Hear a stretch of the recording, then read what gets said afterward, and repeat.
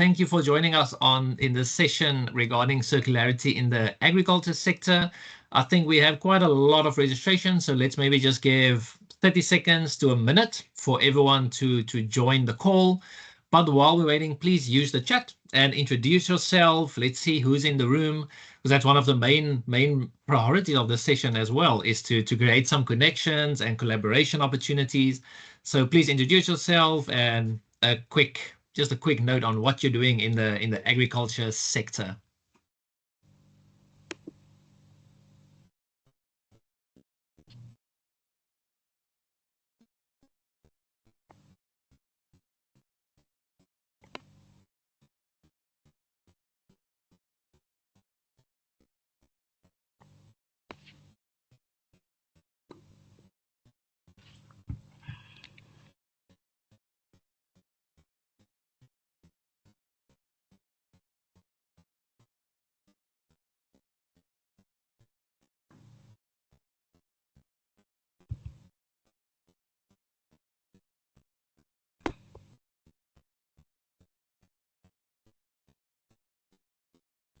Okay, I think we can jump into this as we don't have a lot of time.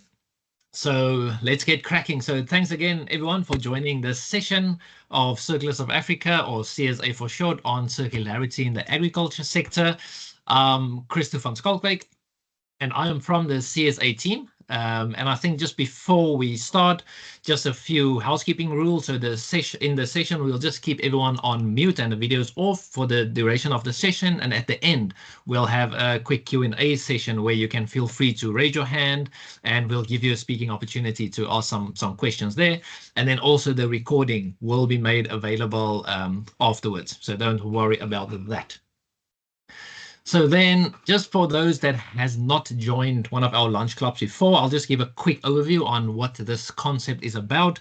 So I'm sure a lot of you have noticed that there's a lot of information overload out there, and we've also noticed it as CSA, but because it is so important to keep this conversation on these kind of topics, on circular economy topics, going and keep the momentum going, we decided to have this shorter, more bite-sized format of sessions where people are more likely to join and more likely to watch the recording afterwards as well. So we try and keep the presentations as short as possible, and also give some audience interaction at the end.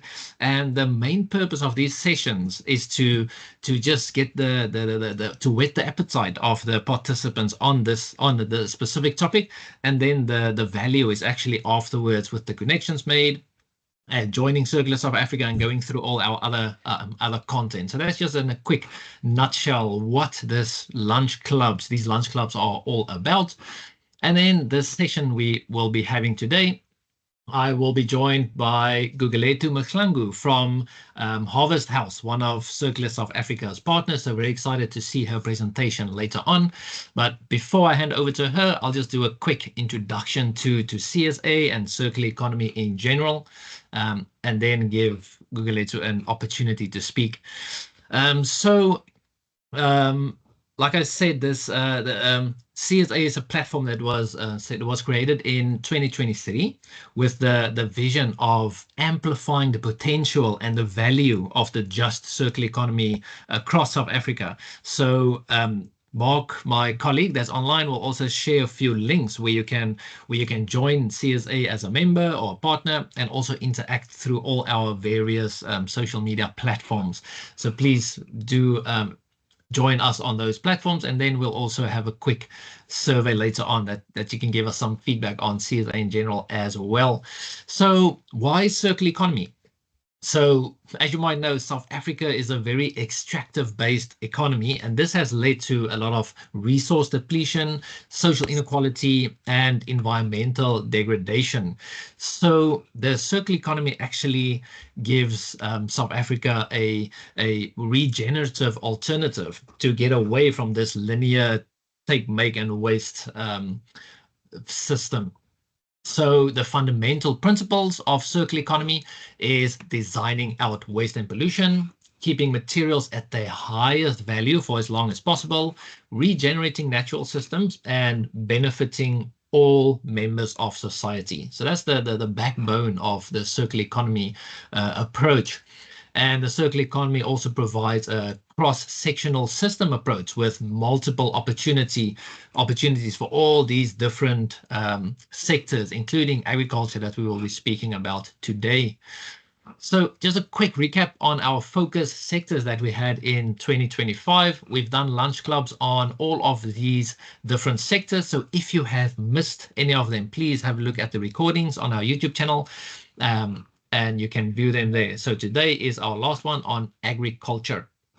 And when you sign up as a member on the CSA platform, you'll get nice illustrations like this of all these different sectors. So this is the specific one, an example of the agriculture one, where we dive a bit deeper into those 4 circular economy principles, how they apply to the agriculture sector.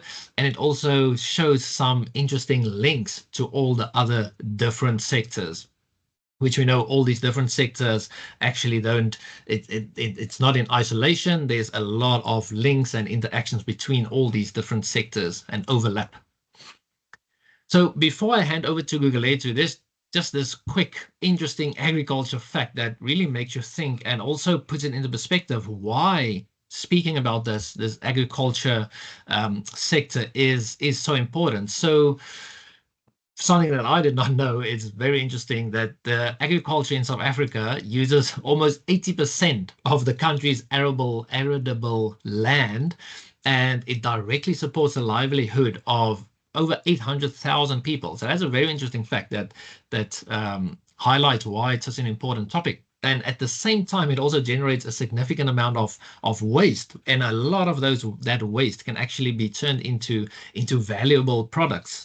So the circular economy can clearly transform these challenges in the agriculture sector to opportunities by closing nutrient loops, reducing waste, and building climate resilience. And all of these factors will be, I'm sure, will be touched, especially the closing nutrient loops.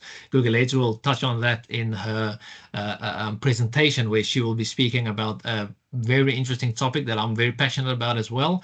It's aquaponics. So on that, I'll hand over to you, Gugulethu, for your presentation. Thanks a lot. Over to you. Thank you. Thank you so much to Circular South Africa. It's really an honor to be the close of agricultural topic. And I am particularly very excited to be speaking to you guys about circularity in the smart farming adventures, which is aquaponics in particular. And I'm going to be incorporating circularity within aquaponics for you guys to better understand. And yeah, I'm going to start sharing my presentation now. Please go ahead, Gugulethu. Thanks. Okay, thank you. Okay, can you guys see it? Yes, it's visible. Perfect. Okay, perfect. So yeah, good morning, everyone. My name is Gugulethu Mahlangu. I am representing House Harvest. We are an agricultural smart farming initiative, and we were founded in 2020. We've done conventional agriculture, and now we are focusing more on smart farming agriculture, particularly in aquaponics. So circularity is not new, right? We are here at the Circular South Africa lunch, but it's not a PowerPoint invention. I'm sure we're all familiar with circularity, especially as Africans. You know, it is a survival skill for some of us because our grandmothers already practiced a no waste kitchen. We were already saving seeds. We know how to process animal manure. We know how to compost. We know which crop to plant with which. We know companion planting. So basically what we're doing now is just pairing that wisdom with pumps and biofilters and solar so that nothing is wasted. So in plain language, circularity is not new. It's something that we've been doing. We know how to use it. We know how to clean it. We know how to use it again and safely. And I just want to quickly say on this, why it matters today is that climate change is a real thing. And it is affecting our pockets, most importantly. And communities are now going to start seeing the importance of creating local economies and finding jobs near home.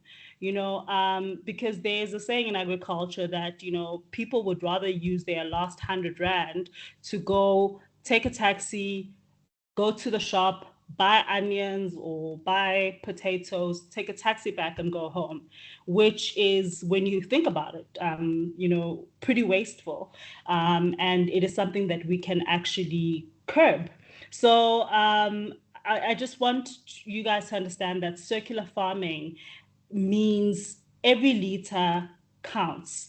Every single action counts. It is counted for. There's ways in which you can measure it, and there's ways in which you can have real impact within your community. So when it comes to aquaponics, sorry, Gugulethu, just before you carry on, I see there's a few comments in the chat that the slides are a bit blurry. So I think your connection might be a bit slow. yeah, What I it can is do, a bit slow. are you comfortable if I share the slides from my side? And then you can just tell Yes. me when to move on. Absolutely, please, that'd be lovely. Perfect. Let us do that. Sorry about that. Now, that is technology for us, don't stress. Is my slides clear on your side? Clear, Crystal. Perfect. Go ahead, Gugulethu. Okay, so this is rice and fish equals the aquaponics inspiration. A lot of people, first of all, want to know what aquaponics is. And, before we had aquaponics, we had this balancing system. The picture that you see here is a rice fish paddy. So farmers used to grow rice in conjunction with fish. And that's really interesting because they got two in one. They got protein and they also got a staple, which is rice. And what happens here is that the fish eats the pest and they stir the water by moving around, and the plants clean it, because the roots of the rice go so deep that they are able to extract a lot of nutrients. Okay, and then what you get is an abundance of yields in terms of rice. You don't need to use any chemicals. So essentially, this is the inspiration of aquaponics. And also studies show that this rice and fish ecosystem that you create can actually improve soil fertility, and it will reduce your weeds. As you can see, this is like clean croppings. There's no weeds there. And you are able to therefore raise overall productivity and increase your profits, because this is a system that works with nature, it doesn't work against it. So people trust what nature has proven over centuries, and aquaponics is exactly that. It's really nothing new. I think maybe the technology can confuse people, but fundamentally, it really is, there's nothing new about it. And here is a slide of the conventional modern aquaponics system. If you go on Google now, this is what you will see. And aquaponics is basically three things, right? It's the fish, it's the bacteria, and it's the plants. And at the bottom there, I don't know if you guys can see it, but the process goes like this. The fish do what the fish do. They eat the fish feed. If you're going to feed them fish feed, they eat it, they're happy, but then they release fish poop. And that is your fertilizer. And they also release this via their gills. And there's a natural microbiology happening in your water that is filled with bacteria. Those bacteria are very beneficial for you because they will now convert the fish poop, which is very high in ammonia. They will convert that into nitrate, and they will send it back to the plants, and the plants are going to say, thank you so much, we need this, we love these nutrients, and they're going to do what plants do, which is clean it up, suck it up, and once that clean water is ready, it goes back to the fish. So it's a nice cycle, and it's circularity in its principle, because it's a circle. Once you see circle, you know it's circular. So aquaponics here, this is a modern classic aquaponics method. It's a deep water culture where the plants are just submerged in the nitrate rich water. And what does this do? This means that you are now solving for South Africa's drought crisis. You are water efficient. You are recycling your water. Compared to soil farming, you are using 90% less water. Obviously, some water will be lost through evaporation, but that's about it. You don't need to top up countless of millions and millions of liters that soil farming does. And I feel like this is a big win because, it is something that is a plug and play. We are able to take the systems into our communities, whether you're in the rural areas, whether you're in a shopping mall. Whether you're in a peri-urban area, a mining area, this is something that you can demonstrate as efficient in terms of water. And what makes it cool is that you can power all this up with solar. So that's when the renewable energy comes in. And you're able to grow food, indigenous morojo that we've all grown up in. You're able to go wild in terms of the amounts of food, leafy green categories that you can grow. And that's what makes it circular. That's why aquaponics fits into the whole water, food, energy nexus. And questions that I actually always get is, Gugu, will my lettuce taste like fish? And the simple question is no, because the plants take up nutrients, not fish flavor. Okay. So, and aquaponics is really not complicated, guys. It's just managed. It's got to do with you as a skilled person, but it's not mysterious. If you can keep a kettle and your phone charged during load shedding, I'm telling you, you can keep your pumps and aerations happy. You can learn the skill. It's not difficult. Next slide, please.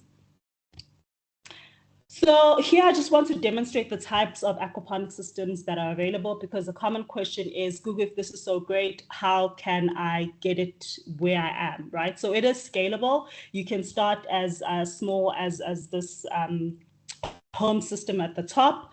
And what we've done at House Harvest is that we've learned the hard way, through late nights, our pipes were leaking, but we are now at a process where we are now starting to build modular systems that are basic and follow scientific principles, and that also use items that are easily purchased at a warehouse. So that's what we are trying to do to make it South African proof, if I can say that. And what did we learn in terms of aquaponics designs? We learned that you need to sell before you scale. So before you guys get excited and you're like, oh, Google, please, I need an aquaponics system, I would recommend you start small and start selling before you go big.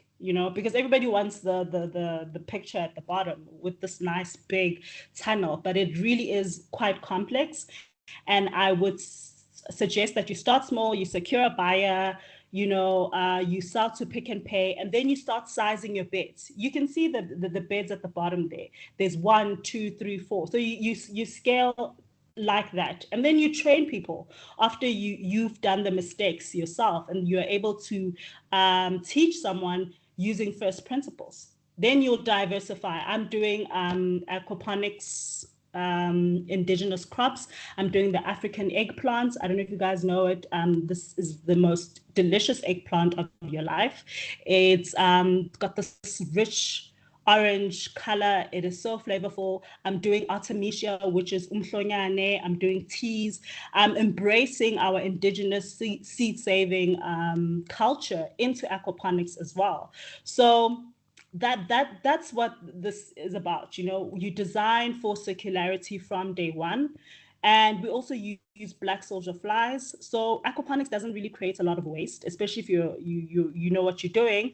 But the waste that you do get, especially as you scale, you're able to feed that into your black soldier fly buckets. And I'm sure you guys have had black soldier fly people coming in. Black soldier fly, I feel like is oh my gosh, it's like, why didn't we think about this? And I'm glad it's coming back, because it recycles the waste for you. The flies are able to give you their maggots, which is good fish feed. By the way, the feed The fish love fly maggots, and you're able to get a compost out of that, which I feel like is absolutely fantastic. So yeah, this is the system. So the small system is for you, your home nutrition. This is just to demonstrate that you can, first of all, build an aquaponic system and you are able to sell. Then the second one here is more commercial. This is for year-round supply. You're in business here, you have a contract, you're now able to train people, you're also able to create jobs. Next slide, please. Just a time check for you, Gugulethu. About 5 minutes left for you. Okay, I'll try to be very quick. Okay, so the biggest cost here in aquaponics is definitely the system, especially if you want to start big. So that's why I showed you guys how to actually do this. The biggest cost in aquaponics is the system, and it's the feed, because we don't have a lot of feed manufacturers, and the ones that are there, they're absolutely fantastic, but they're situated in Hermanus in Western Cape. That means you have to factor in trucking it into your farm wherever you are. So and you need feed. You know, the fish will not survive and grow, and you will not be able to sell it if you do not feed them consistently. So I think, you know, I'll just keep it short here.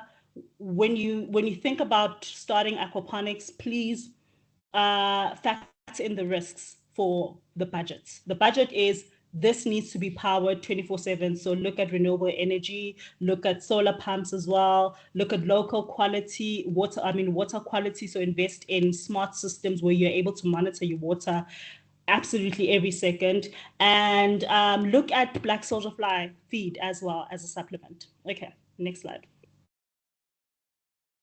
So I really wanted to speak on this because it's my favorite topic. And fun fact, I was born and bred in Emalahleni. That's my hometown. So mining fits very well with aquaponics, guys. And I really want to speak on this, but time constraints.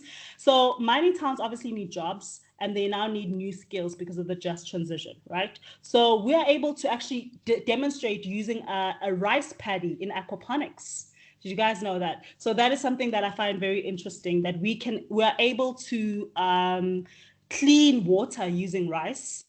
And we can do that in mining wastewaters. And just as a proof of concept to show that agriculture does have a role in the just transition in circularity as well. And here's a design, because, you know, I told you guys that aquaponics is a plug and play. So all these are removable structures. You know, you are able to actually finance this in the long run. Next slide.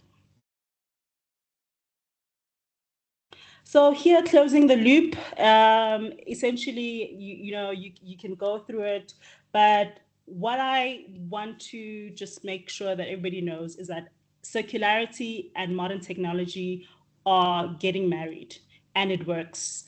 And this really can help in terms of creating local value and empowering ourselves locally. We can get to a point where we understand our water systems just by using aquaponics. We can get to a point where we understand water quality. We can get to a point where we understand energy. We are able to conceptualize energy by using solar or wind energy. We can get to a point where we are bringing back our maize land races using aquaponics fish water. You know, so the possibilities are endless. And this is how we can continuously close the loop by reinventing it, because circularity is about the circle, but we can have features in there that just make it so much more impactful. Next slide, please. So yeah, this is just to demonstrate the water, food, energy nexus and the current impact assessments that we are busy with in terms of measuring what we're doing. We are currently busy with the rice trials as well, and water saving techniques, and with the food as well in terms of post-harvest losses. That's the most interesting one for us, because we are realizing that we can actually really sell for aquaponics and as an alternative to the current 10 million tons of food waste that takes place in South Africa. And also with the energy, you know, the backup resilience, and just bringing up more people in the energy skill, because I think energy is quite a hot topic right now. We are able to really assess and teach people about this using aquaponics as well. All right, next slide. And this is a conclusion. I just want to say, the youth, this is a sector for you, and women as well, and key players in the water side, in the energy side, in the black soldier flies, in the indigenous community, and keeping things local. And I really hope that is something that you take home today. Next slide. I think that was the last one. Yeah, so thank you. Please do reach out to us at www.househarvest.co.za. And yeah, let's grow the circular community together. Thank you so much. Excellent. Thanks so much, Gugulethu. That was brilliant. And I really love the application of black soldier flies accompanied by aquaponics, because I know that was in the past, that was my concern with aquaponics, is that you will always need feed, and that feed needs to come from somewhere. Yeah. So if you can use the black soldier fly larvae, it's actually a loop within a loop for circular economy. So that's really exciting. Thanks a lot for that. And then on that note, I'll quickly open the floor for if there's any questions. I think there was one question about any tips that you have to minimize running costs of the system, but I actually think you already addressed that. So I think that's a good idea. Any other additional tips that you didn't mention on how, tips on how you can reduce running costs? How to reduce running costs is, first of all, try to acquire. Unfortunately, this is I'm going to say it. Yeah, let me just say it. So you need to get materials that are affordable to build the system. And unfortunately, fortunately for bricks, the cheap materials are in China. And you need to also, in terms of running costs, know what you're doing. I would suggest a really strong team that has technical people also on your team in case anything goes wrong, which it will go wrong because you're dealing with a system. Pumps will fail, the motor will burn out. There's so many things that can happen and go wrong. So in terms of running costs, have a right team, build the system to be cost effective, because you don't want to spend money in terms of like high capex when you're only going to recuperate it 10, 20 years later. So yeah, make sure that the economics of you building it and the amount of money that you're going to make in terms of the clients that you're going to sell it to all make sense. But yeah, that's how you'll deal with the running costs of the system. Excellent. Thanks a lot for that. Hey, Uluwani, yes, you can definitely, if you want to quickly unmute and share. Let me see if I can unmute you. Yes, thanks, Christo. There you go. Thanks for the presentation, Gugu. That was wonderful. Just a quick question. Actually, I've got three, but I'll compress them into two. One is how actually is it easy? How easy is it to build a commercial system? In fact, what are the components or the requirements that should be there in place in terms of the material and everything else and the cost involved? And the second question, which is the last one, is what is the market actually that you have or that someone can have with this system, aquaponic system, either for crops, products, or the fish themselves, and what species can you actually easily grow? Thank you so much.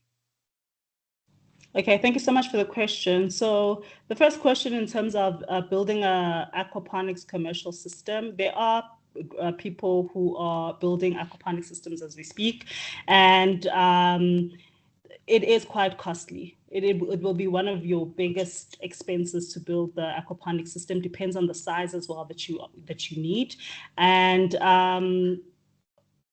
yeah, and there's a lot of philosophies in terms of the aquaponics design. Some people really do believe in deep water culture. Some people believe in deep water culture, coupling it with flood and drains. So, it's just a matter of doing your own research so that when you do inquire with the technical guys who build huge commercial systems, you see what will work for you. And in terms of the market, it's very interesting that you asked me that, because at House Harvest, we realize we really can't compete with the lettuce guys unless you you market yourself as a premium product, which I think, aquaponics is, because we are pesticide free. We're not allowed to call ourselves organic, but we are pesticide free. We do not use any harmful chemicals because it will affect our fish. So we are now in a very interesting position market-wise as to, do we partner up with the organic people to get premium prices, or do we innovate? Do we innovate with products, which is what we are doing. We've innovated with chili ferments. We are doing aquaponics soaps. So we're using our herbs to value add. So it's an interesting space.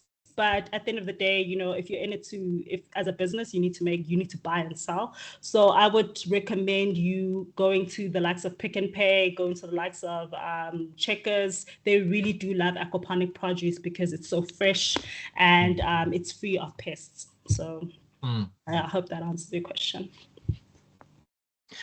Thanks a lot, Gugu, for that one. I just want to confirm, because that's something that that's quite a while back, where there was a comment, or I read somewhere that aquaponic produce cannot actually be classified organic because it's not grown in soil, but has that changed now? So it can be organically classified now? Not really. The Aquaponics Association in America is working really hard on that. However, in South Africa, we are not making noise about it yet, but the principle still remains that, if you want to be organic, you need to incorporate the beautiful microbiology of the soil, and we are just using water. But I'm now, before it catches up with me, I am sticking to saying that we are pesticide free, because that is the truth. So yeah. It has to be intrinsically. It has to be pesticide free. It is pesticide free, and that also, sometimes does fit in with the organic market. They do appreciate that. So you make friends in this industry, not enemies. That makes sense. Thanks a lot for that. So I see we are over time, but I'll allow one last question, Aubrey. Okay. Please go ahead. There's also Gugulethu that has a question. Okay, 2 more questions.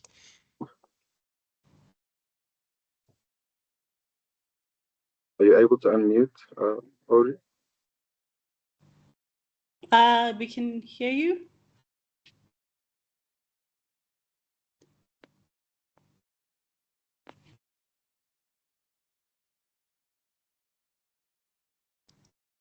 Okay. Roger, you can unmute and ask your question.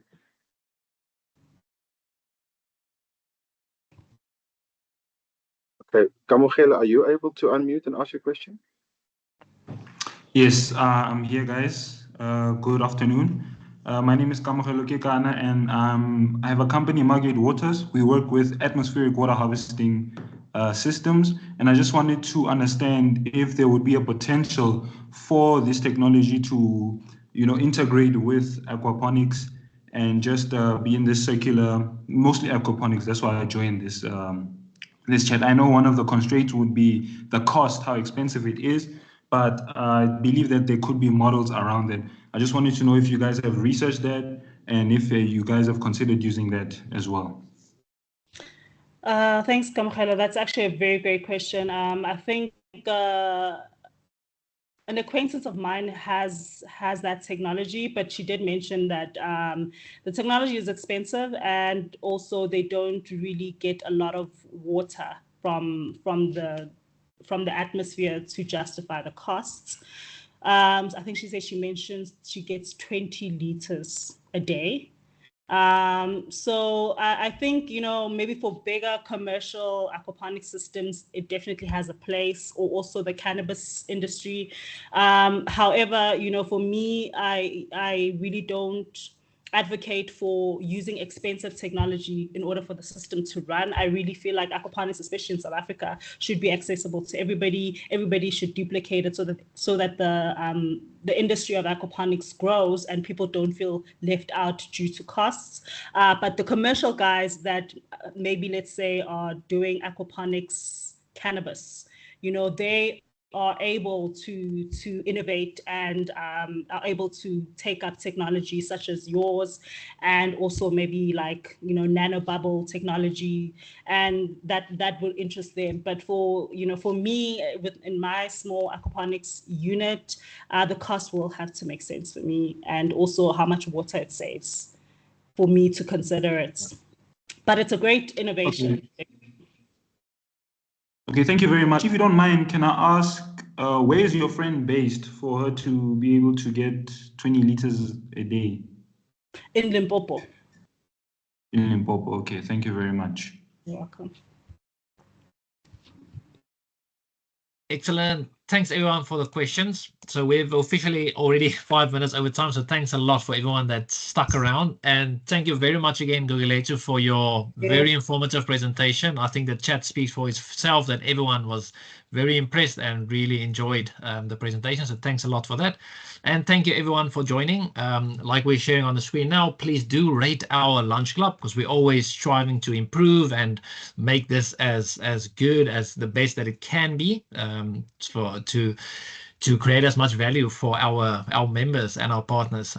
So please do rate our session, and then we will definitely see you in the next one. Thank you. Thanks everyone. Thank you everyone. Have Bye. a great afternoon. Bye. Thank you all. Bye. Bye.